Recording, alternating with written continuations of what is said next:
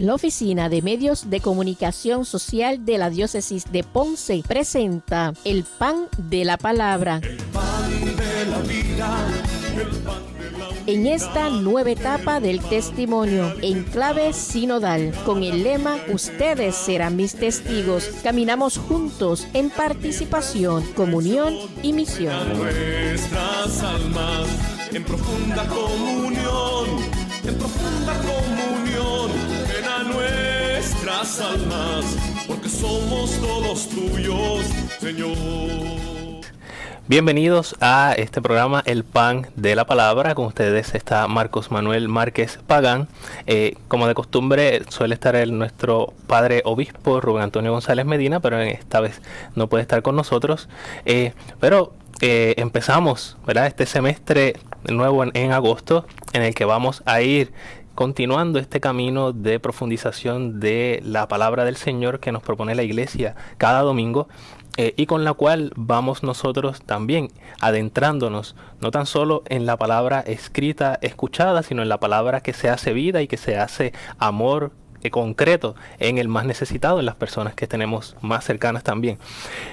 Recordamos también que estamos ya en ese mismo camino, recordando que seguimos en el camino sinodal, ¿verdad? En esta propuesta de la Iglesia en retomar la acción y la propuesta en la que todos como Iglesia podemos poner nuestros talentos al servicio del Señor dentro de una gran comunidad en la cual tanto obispos, sacerdotes, religiosos, religiosas, laicos, familias, misioneros, todos podemos contribuir a la evangelización y a compartir la alegría del evangelio con los demás.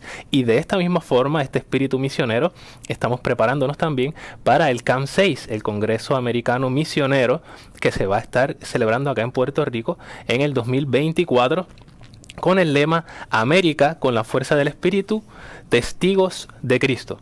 Y así, ¿verdad?, también podemos ir llevando y haciendo una lectura de esta palabra del Señor que nos propone la Iglesia este domingo en ese sentido misionero, ¿verdad? ¿Qué es lo que el Señor nos quiere decir con esta palabra? ¿Verdad? Primero hacemos la lectura orante, ¿no?, que es lo que dice la palabra, qué me dice a mí, ¿verdad?, a qué me invita, y entonces cuál es la respuesta que yo le doy al Señor a través de esta palabra, y por eso me comprometo a seguir viviéndola, no tan solo a quedarme como espectador, sino como quien la ha llevado al corazón y del corazón a las manos. Pero para eso tenemos que llevarlo primero a la lectura, a escucharla con atención y sobre todo con humildad y disposición para que el Señor entonces vaya obrando en nosotros. Vamos a comenzar, como lo solemos hacer todos los domingos, con la oración colecta, que para los que ¿verdad?, se sintonizan ahora y puedan conocer un poco cómo es el formato del programa, en la oración colecta de la liturgia es la que recoge un poco la temática de lo que vamos a estar meditando en este domingo. Recuerden que hay algunos domingos que hay solemnidades, como las hemos tenido, ¿verdad?, después de la celebración de la Pascua, que celebrábamos la Santísima Trinidad. También celebramos el cuerpo y la sangre del Señor. Y así entonces la oración colecta resume, ¿verdad?, cuál va a ser la meditación o cuál va a ser la reflexión en esa solemnidad que se está celebrando. En esta Pascua dominical, Pascua semanal que tenemos todos los domingos, vamos entonces a escuchar cuál es esta palabra que el Señor tiene para nosotros y que se resume en esta oración colecta. Dios Todopoderoso y Eterno, a quien, movidos por el Espíritu Santo, nos animamos a llamar Padre, confirma en nuestros corazones la condición de hijos tuyos, para que podamos entrar en la herencia prometida, por nuestro Señor Jesucristo, tu Hijo, que vive y reina contigo en la unidad del Espíritu Santo y es Dios por los siglos de los siglos. Amén. Bien, teniendo en cuenta esta oración colecta, que a veces podemos pasar de largo, ¿no?, cuando estamos en la liturgia, en la iglesia, esta es la oración que va inmediatamente después que cantamos o recitamos el Gloria, ¿no? Entonces, es inmediatamente antes de las lecturas, por eso es que también la hacemos aquí. Vamos a ir parte por parte. Dice: Dios Todopoderoso y Eterno, estas oraciones que suelen ser, ¿verdad?, llevadas por la tradición de la iglesia en continua, ¿verdad?, en una tradición continua, no quedándonos en el pasado, sino que reconocer que Dios es todopoderoso y eterno, pues tenemos la confianza de que cuando hacemos la oración nos va a escuchar y va a estar atento a lo que nosotros decimos porque todo lo puede. Y el hecho de que sea eterno también reconoce que dentro de nuestra pequeñez, dentro de nuestra temporalidad, que sabemos que las cosas se acaban, se corrompen, que nosotros mismos tenemos nuestros defectos y que podemos, ¿verdad?, en algunos momentos estamos mucho mejor o mucho más animados a vivir la santidad y en otros momentos pues nos faltan fuerzas o nos sentimos débiles. Dentro de ese sube y baja de nuestra vida reconocemos que el Señor es eterno y que trasciende el tiempo y que puede entonces darnos ese ánimo, esa gracia que necesitamos para poder continuar el camino a la santidad. Entonces, llamándolo de esta forma, Dios Todopoderoso y Eterno, y dice, a quien movidos por el Espíritu Santo nos animamos llamar Padre. Mira qué bonito esto, ¿no? Se habla y se reconoce que podemos llamar a Dios Padre, que es Todopoderoso y Eterno, lo podemos llamar Padre, ¿verdad?, con esa confianza de un hijo, pero es movidos por el Espíritu Santo. ¿Verdad? Esto no se trata de simplemente buscar una manera bonita de cómo nos acercamos a Dios. No, es que en realidad es un movimiento del Espíritu Santo y que ni siquiera nosotros nos pudiéramos, atrever a hacerlo si Jesús no lo hubiera revelado. Y es interesante porque cuando habla del Espíritu Santo, no es algo que nosotros pudiéramos decir como un movimiento externo que nos empuja, como si fuera, ¿verdad?, alguien que viene y nos obliga, sino que más bien el Espíritu de Dios, ¿verdad?, Dios mismo con su amor, es el que toca nuestro corazón para que esa imagen de Dios en nuestro corazón, en nosotros mismos, pueda entonces responder a esa gracia que el Señor nos da. Por lo tanto, no es algo como que te obliga, que te empuja, algo externo, algo extraño, sino que más bien se identifica cuando nosotros amamos a los demás, estamos viviendo la imagen de Dios en nosotros, por lo tanto, estamos reflejando a Dios mismo, movidos por el Espíritu Santo, y por eso, si tenemos esta semejanza con Jesús, entonces podemos llamar a Dios Padre también. Y le pedimos, confirma en nuestros corazones, ¿verdad?, en nuestra persona, en nosotros mismos, en lo más interior de nosotros mismos, la condición de hijos tuyos, ¿verdad?, la condición de hijo, que no es simplemente un título, ¿verdad? Cuando hablamos de ser hijos, conlleva una seguridad, el hecho de tener un padre, de ser parte de una familia, de estar acogido, ¿verdad?, seguro, en un espacio seguro, pero también implica unas responsabilidades, ¿no? La honra a nuestros padres, la honra que llevamos a la familia, el hecho de que representamos también, ¿verdad?, unos valores que hemos recibido. Por lo tanto, cuando le pedimos al Señor, llamándolo Padre, ¿verdad?, acercándonos con esa confianza, y le pedimos que confirme en nuestros corazones la condición de hijos suyos, ¿verdad? Aquí dice de hijos tuyos porque la oración se dice directamente hacia el Padre. Lo hacemos para decir, reconocemos que eres nuestro Padre, que todo lo puedes, que eres eterno, que te amamos con todo nuestro corazón. Confírmanos para ser hijos, para que responsablemente podamos dar testimonio de que somos hijos. Y entonces, aquí dice el por qué. Para que podamos entrar en la herencia prometida, ¿verdad?, para que podamos gozar de la alegría del cielo, de la alegría del Señor y del amor de Dios para toda la eternidad. Porque de eso es que se trata, ¿no? Cuando hablamos de la santidad, muchas veces podemos pensar, o se nos viene a la mente, estos santos, ¿verdad?, a través de la historia de la iglesia, que han tenido una vocación particular. Y de hecho todos son distintos, no hay uno igual a otro. Todos tienen su testimonio, todos tienen su particularidad. Pues dentro de esa particularidad todos han sido llamados a la santidad. Y los que tenemos, ¿no?, en el catálogo para este ejemplo, ¿no?, de los santos a través de los siglos, respondieron favorablemente a lo que el Señor les pedía, una vida de santidad, una vida que se identifica con la vida de amor del Señor y que se presta al servicio de los demás, ya sea en una vida activa, ya sea en la vida contemplativa, ya sea en la vida familiar, y así en todas en todos los ámbitos. Pero sí algo particular, y es la santidad. Es que nosotros entonces pongamos nuestro corazón al servicio y la disponibilidad del Señor, y así, dentro de ese amor del Señor, pueda entonces pasar al servicio de los hermanos. Aquí, cuando pedimos que podamos entrar en la herencia prometida, es porque reconocemos a Dios que es nuestro Padre, queremos confirmarnos como sus hijos, es decir, queremos nosotros disponernos a recibir su gracia, a recibir el Espíritu, a recibir ese don de la gracia del Señor que nos hace hijos de Dios, reflejar esta imagen de Dios en nosotros, para así entonces gozar de Él en toda la eternidad en el cielo, porque de eso se trata la santidad. Así que cuando vemos esta historia de los santos en sus distintas facetas, sí podemos identificarnos un poco más con algunos que con otros, pero sí tenemos que tener claro que el Señor nos llama de una manera particular a nosotros también dentro de nuestra historia y dentro de nuestro contexto. Así que si quizás nuestra vida no se parece tanto a la de San Agustín o la de Santo Tomás o la de algún otro santo, no es cuestión de desanimarse, sino que hemos sido llamados a la santidad en un contexto diferente, en una historia diferente que es el aquí y ahora en que el Señor nos está llamando. Vamos entonces a continuar con las lecturas. Vamos a hacer primero la lectura del Salmo responsorial, que este domingo lo estamos tomando del Salmo 32 y algunos fragmentos del Salmo 12 y del Salmo 22, que la respuesta dice así: dichoso el pueblo que el Señor se escogió como heredad. Aclamen justos al Señor, que merece la alabanza de los buenos. Dichosa la nación cuyo Dios es el Señor, el pueblo que Él se escogió como heredad.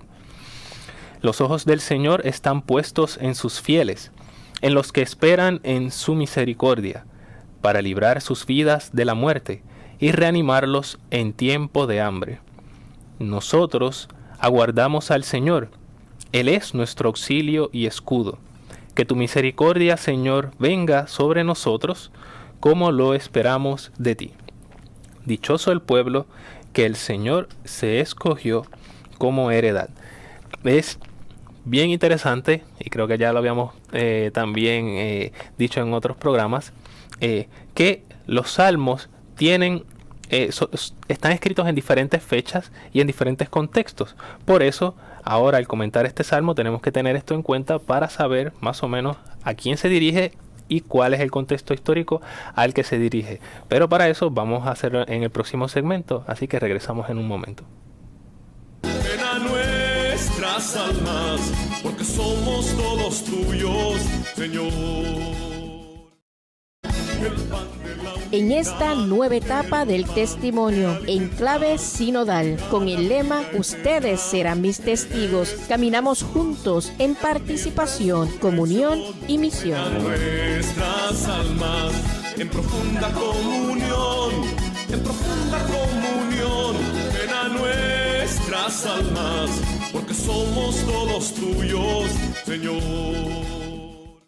Continuamos con el pan de la palabra en este domingo, ya casi, ¿verdad?, el domingo número 19, 19º domingo del tiempo ordinario o del tiempo de misión, ¿verdad? También del tiempo común, como también aparece en algunos misales, que es el tiempo en el que nosotros vamos a ir sin ninguna solemnidad especial, celebrando esta Pascua cada semana de los domingos. Pero siempre dispuestos a recibir la palabra que el Señor viene a tocar a nuestro corazón. Y habíamos comentado la lectura, la oración colecta de esta liturgia, en la cual reconocemos a Dios como Padre, que es todopoderoso, que es eterno, y que lo reconocemos como Padre movidos por el Espíritu Santo. Le pedimos que nos confirme como hijos de Dios, que confirme esa imagen de Dios en nosotros y que nosotros estemos dispuestos a responder a su gracia, para entonces poder entrar en la herencia prometida, que es lo que el Señor nos ha dado, lo que nos ha regalado. Leíamos también el Salmo responsorial propuesto en la liturgia para este domingo, y nos quedábamos en aquello del contexto, ¿no? Los salmos tienen una particularidad, y es que como son cánticos, aclamaciones, invitaciones a la oración, a la adoración, a la contemplación, a la celebración, pues tienen esta particularidad de que se van recolectando en tiempos distintos a través de la historia del pueblo de Israel, y en algunos momentos son editados para que entonces responda, ¿verdad?, a la realidad de cada momento. De hecho, algunos de los salmos están escritos dentro de un contexto de libertad, otros dentro de un contexto de cautiverio, otros para celebrar, para recordar, hacer memoria de ocasiones históricas en las cuales el Señor había puesto su mano y había liberado al pueblo de sus enemigos, los había liberado por cruzar el Mar Rojo, ¿verdad?, saliendo de la esclavitud de Egipto, que es el acontecimiento primordial y más importante en el pueblo de Israel. Y así, por eso entonces, podemos notar que el autor de algunos salmos, ¿verdad?, ya sea un hombre o una mujer de fe quien lo haya escrito, podemos notar que hay una particularidad de invitación, de alabanza, con unos detalles específicos que nos pueden dar a entender qué estaba sucediendo en la época, pero que como la sabiduría del Señor en su palabra siempre trasciende el tiempo, para nosotros también puede aplicarnos en nuestra época y en nuestro contexto actual. Por eso vamos a ir leyendo poco a poco y comentando para ir profundizando en la sabiduría que el Señor nos va manifestando a través de la palabra. Y dice: aclamen justos al Señor. Ve que ya está haciendo una invitación, está diciendo aclamen, ¿verdad? Vengan a alabar los justos al Señor, que merece la alabanza de los buenos. Interesante, porque cuando podemos notar en la historia del pueblo de Israel, aquellos que son justos y que son considerados buenos, ¿verdad?, son aquellos que respetan o que cumplen la voluntad del Señor. ¿Y cuál es la voluntad del Señor? Aquella que se va manifestando de diferentes maneras, y una de ellas, por ejemplo, era la profecía, ¿verdad?, lo que hacían los profetas. Y por lo general, los profetas lo que hacían era ser mediadores de parte del Señor para que se dé el cumplimiento de la ley en unos contextos, para que se haga justicia a los pobres y a los más necesitados en diferentes contextos, y también para prevenir decisiones de gobierno en otros contextos, por ejemplo en el contexto de los reyes. En este caso particular, se consideran justos y buenos quienes cumplen la voluntad del Señor, ya sea por la mediación del profeta, ya sea por la mediación de la ley, o ya sea por las decisiones justas que van tomando, que se identifican con la justicia de Dios, que es el bien común, que es la misericordia y que es el bien del pueblo. Por lo tanto, el justo y el bueno es el que cumple la voluntad del Señor, así que está invitando a aquellos que están dispuestos a cumplir la voluntad del Señor a que lo alaben, a que lo aclamen, a que lo ensalcen, a que celebren las maravillas que el Señor ha hecho. ¿Por qué? Y dice aquí: porque dichosa la nación cuyo Dios es el Señor. ¿Ve? Ahí podemos ver el contexto de que no está haciendo una invitación solo a un grupo pequeño religioso o a un grupo específico, sino a una nación completa. Por lo tanto, está diciendo: aquella nación que reconoce, que aclama, que alaba al Señor, es decir, las personas que son justas y que son buenas, son dichosas, son alegres, son bendecidas por Dios porque se han acogido a Él. Y aquí dice: el pueblo que Él se escogió como heredad, ¿verdad? Por lo tanto, el Señor tiene la iniciativa, se revela, el pueblo responde con alabanzas, con justicia, con bondad a lo que el Señor ha revelado. Por lo tanto, el Señor los escoge como heredad, ¿verdad? Es como por decirlo así, los separa de entre todos los pueblos y les manifiesta cuál es su voluntad, los acompaña, los cuida, los lleva, ¿verdad? Y dentro de las diferentes manifestaciones, pues entonces el pueblo va a ir poco a poco caminando hacia la voluntad del Señor. Y continúa: los ojos del Señor están puestos en sus fieles, en los que esperan en su misericordia, para librar sus vidas de la muerte y reanimarlos en tiempo de hambre.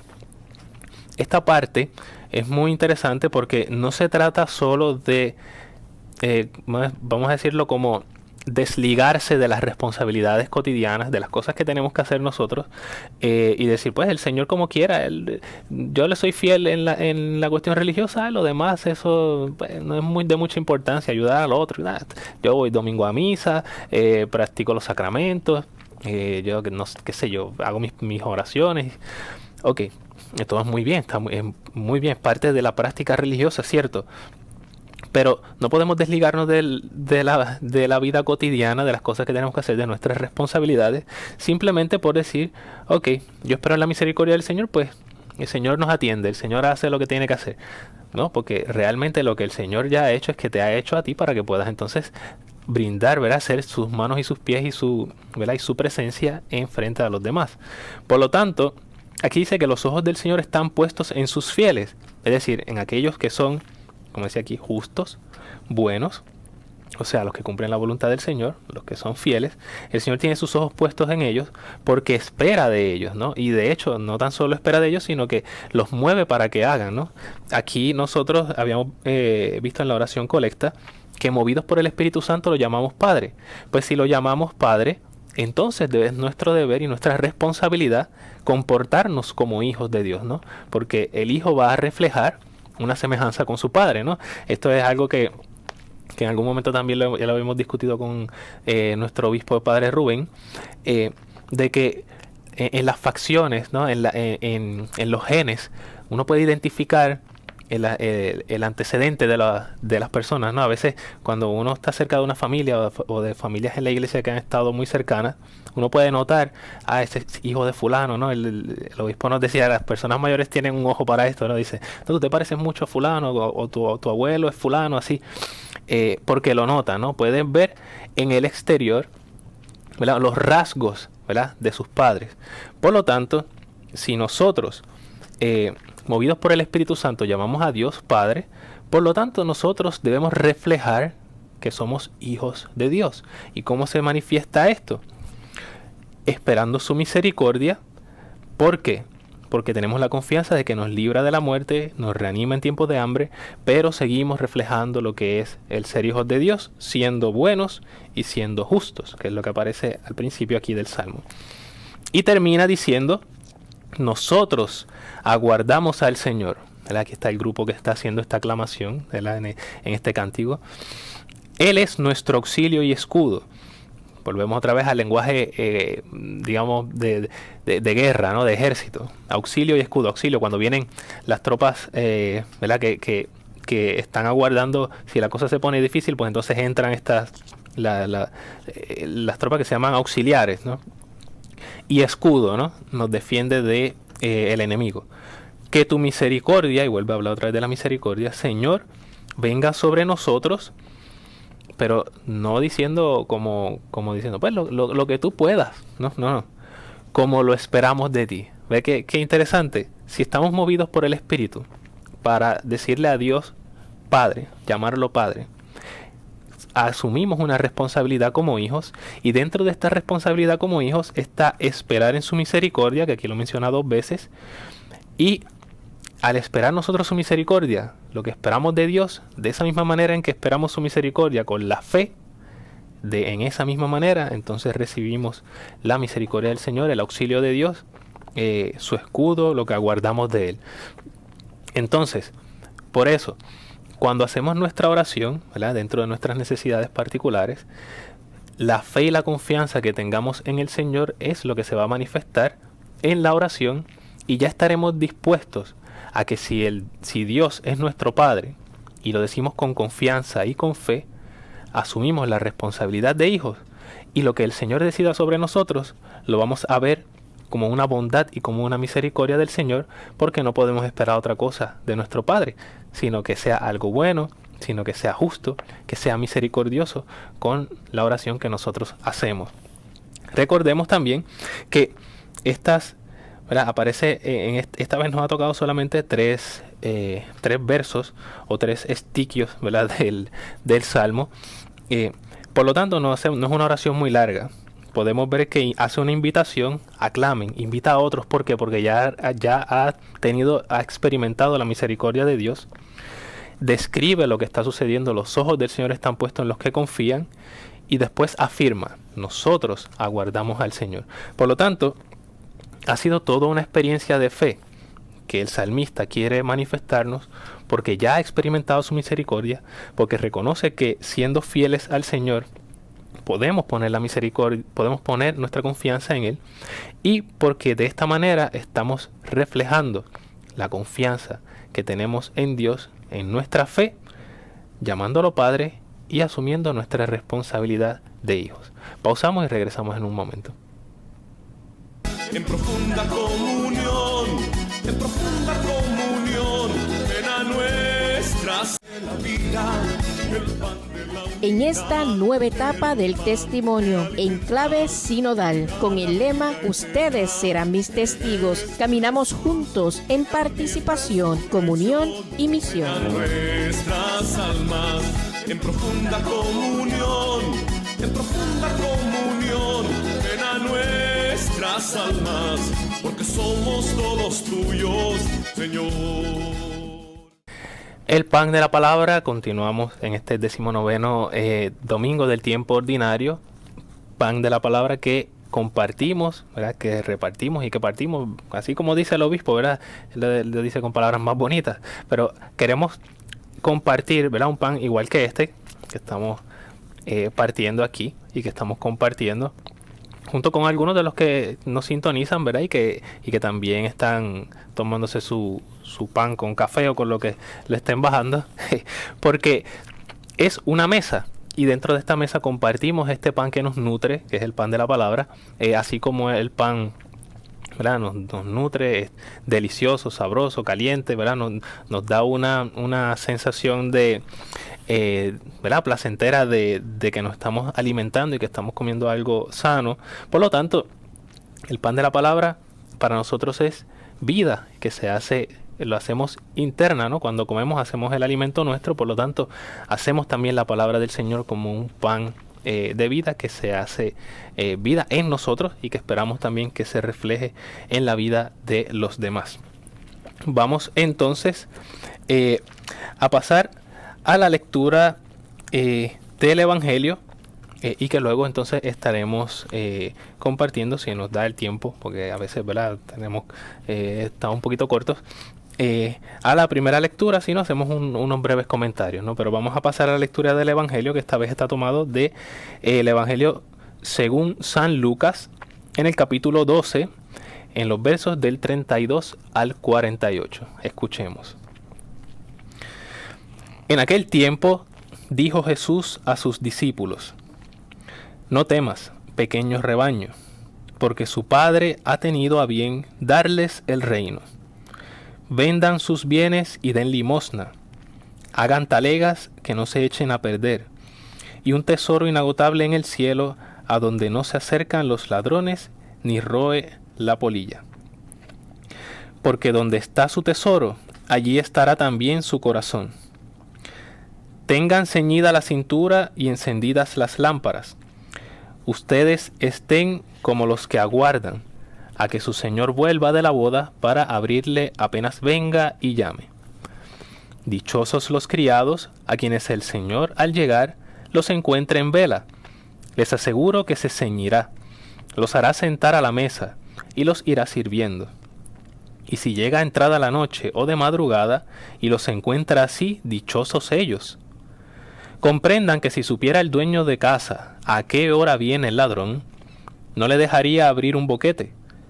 Lo mismo ustedes, estén preparados porque la hora que menos piensen, viene el Hijo del Hombre.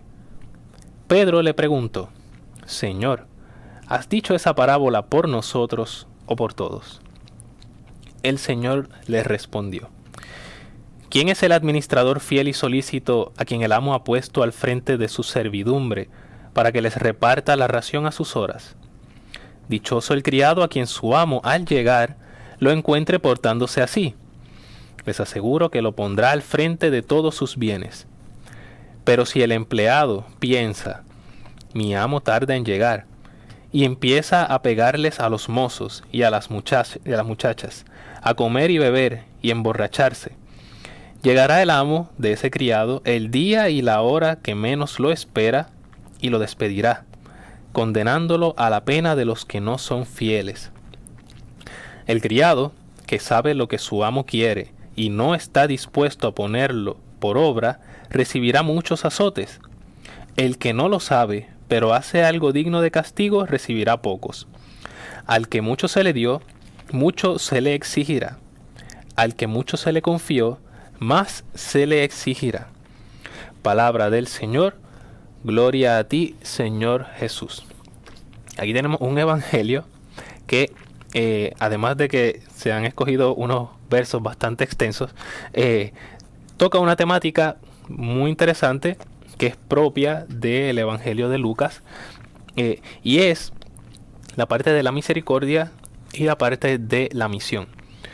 Vamos a ir poco a poco, ¿verdad? Porque tiene algunos elementos que pueden sonar lo que es la literatura apocalíptica, en el sentido de que estar preparados, el fin cerca, ¿verdad? Este tipo de discurso que es bastante común en los escritos bíblicos, pero que en el contexto en que Jesús lo va diciendo es muy interesante, porque hace referencia tanto a la segunda venida del Señor, ¿verdad? En el final de los tiempos, la renovación, ¿verdad?, de la creación, y también podemos verlo como una referencia a estar preparados en todo momento, hasta, ¿verdad?, porque no sabemos el día y la hora de nuestra propia muerte. Así que podemos hacer estas dos tipos de lecturas. Vamos a ir poco a poco para que podamos hacer, ¿verdad?, enlazar todo esto que el Señor nos está diciendo, y que de hecho hay que poner atención en que nos va dando unos, como por decirlo así, unos consejos, unas líneas particulares para ese llamado a la santidad del que hablábamos al principio. Vamos a ir poco a poco. Dice: en aquel tiempo dijo Jesús a los discípulos, por lo tanto fue a sus discípulos: no teman, su Padre ha tenido a bien darles el reino. Y miren esto, qué curioso: vendan sus bienes y den limosna. Hagan talegas que no se echen a perder, y un tesoro inagotable en el cielo, donde no se acercan los ladrones ni roe la polilla.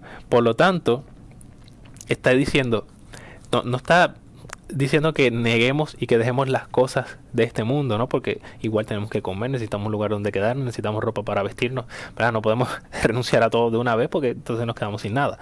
Y de hecho, si no tenemos entonces lo necesario, pues ni siquiera podemos evangelizar.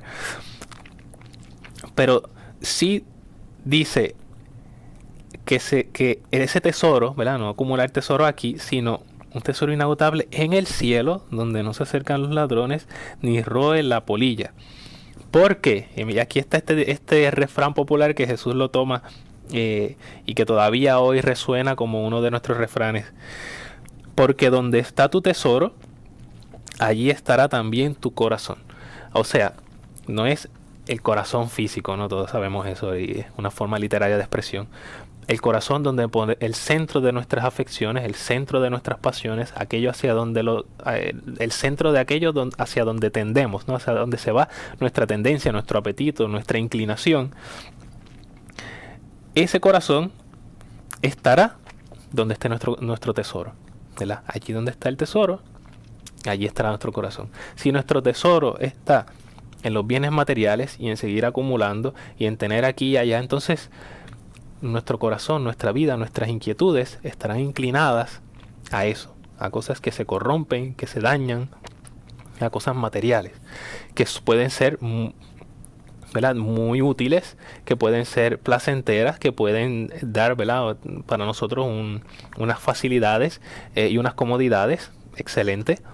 Pero nuestro corazón no debe estar ahí, en esas cosas, ¿verdad?, directamente, sino que si no acumulamos tesoros para el cielo, entonces nuestro corazón estará inclinado a otras cosas.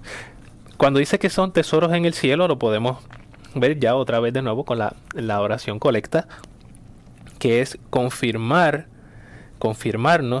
o confirma en nuestros corazones la condición de hijos de Dios. O sea, poder reconocer nuestra imagen de Dios, la imagen de Dios en nosotros, y así comportarnos como hijos. ¿Y cómo es comportarnos como hijos? Comportarnos como el Hijo, que es Jesús. Así dice, pero ¿cómo vamos a hacer esto, no? ¿Cómo yo pongo mi corazón en Dios? ¿Cómo pongo mi corazón en las cosas importantes, en el servicio a los demás, en el amor? ¿Cómo? Jesús sigue, ¿verdad? Es un buen maestro. tengan ceñida la cintura y encendidas las lámparas. ¿Verdad? Esto nosotros dice, pero ¿cómo ceñida la cintura, encendidas las lámparas? ¿Qué pasó? ¿Se fue la luz? No, lo que pasa es que volvemos otra vez al contexto.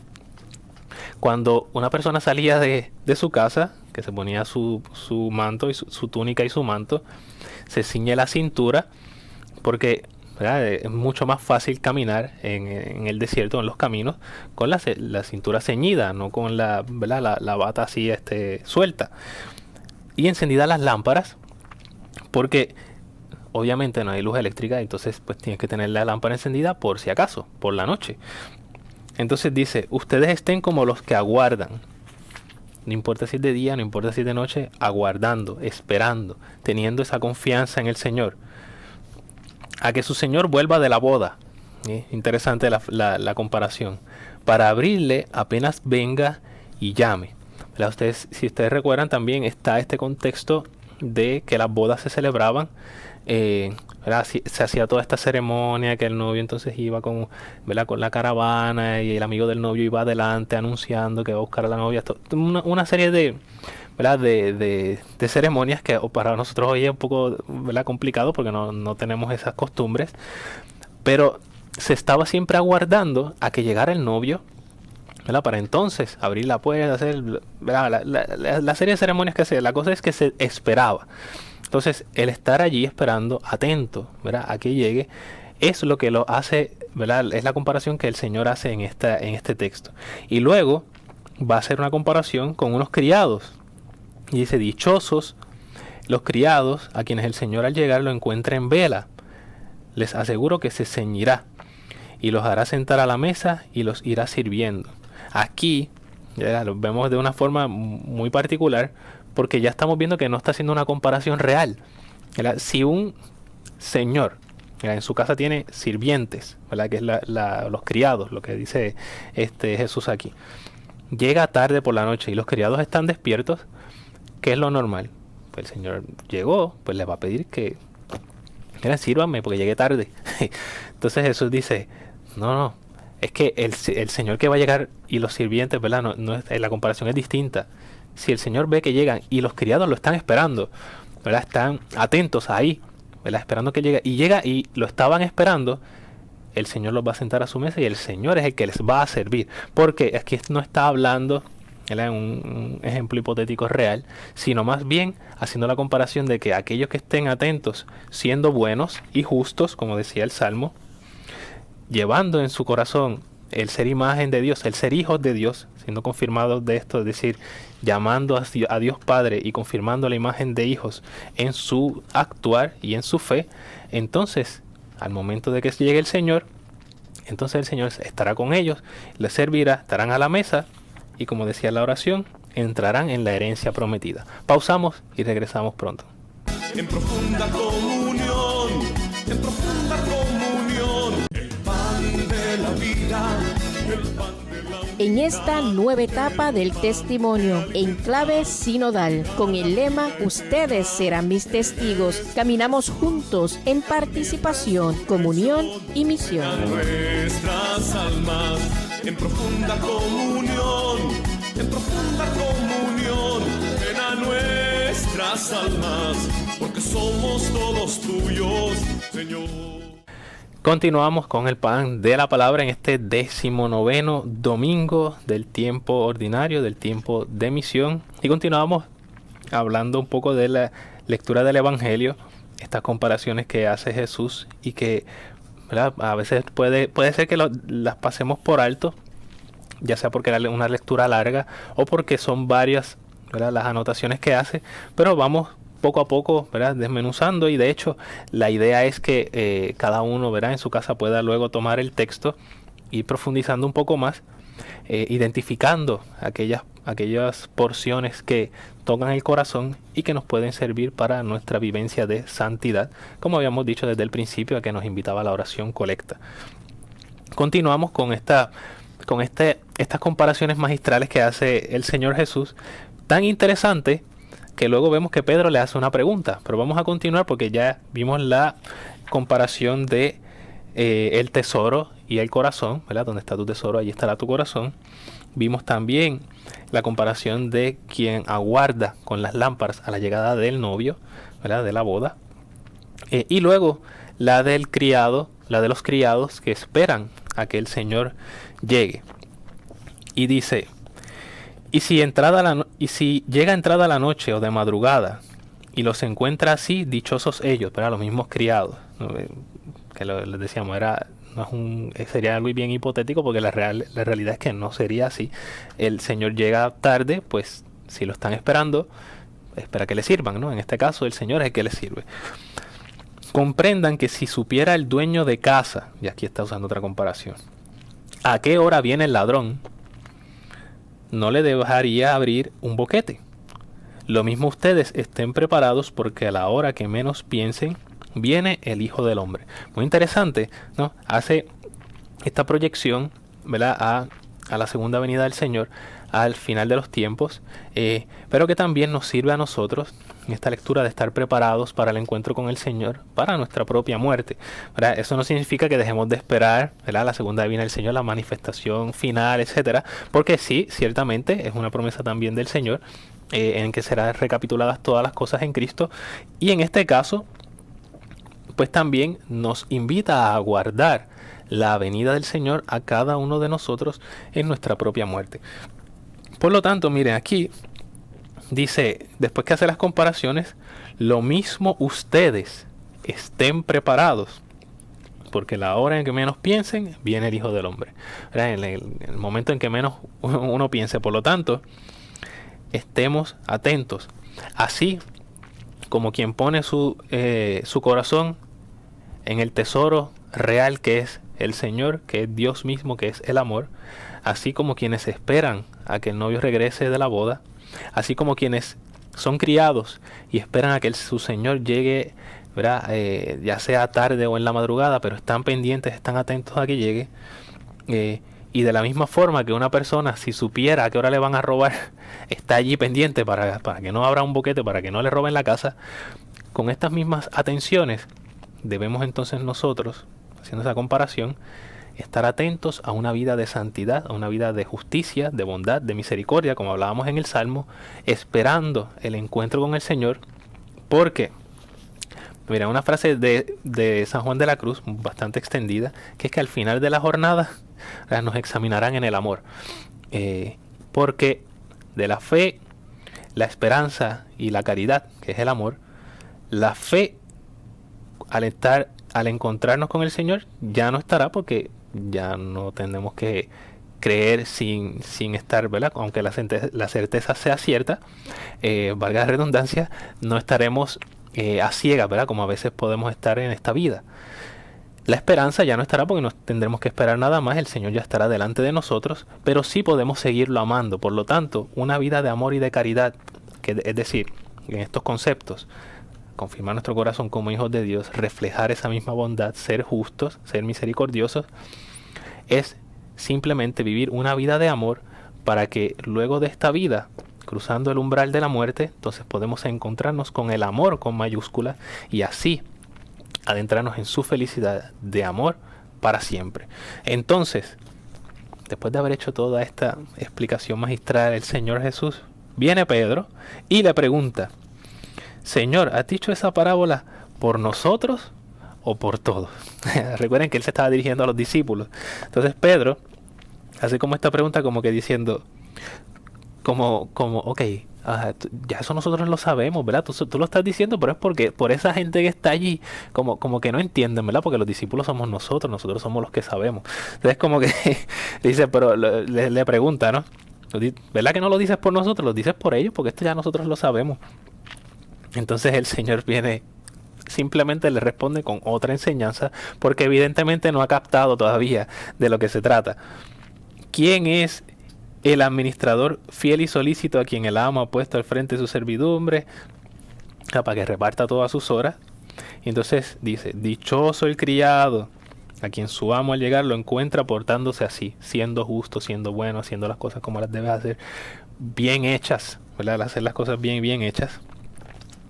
Porque de no hacerlo, ¿verdad? Y aquí él lo resume al final cuando dice: el criado que sabe lo que su amo quiere, y hacemos, ¿verdad? Nos volvemos y nos metemos en la comparación, pero personificándolas en nosotros como el fiel, el cristiano, y el amo sería Dios. El criado que sabe lo que su amo quiere y no está dispuesto a ponerlo por obra, recibirá muchos azotes.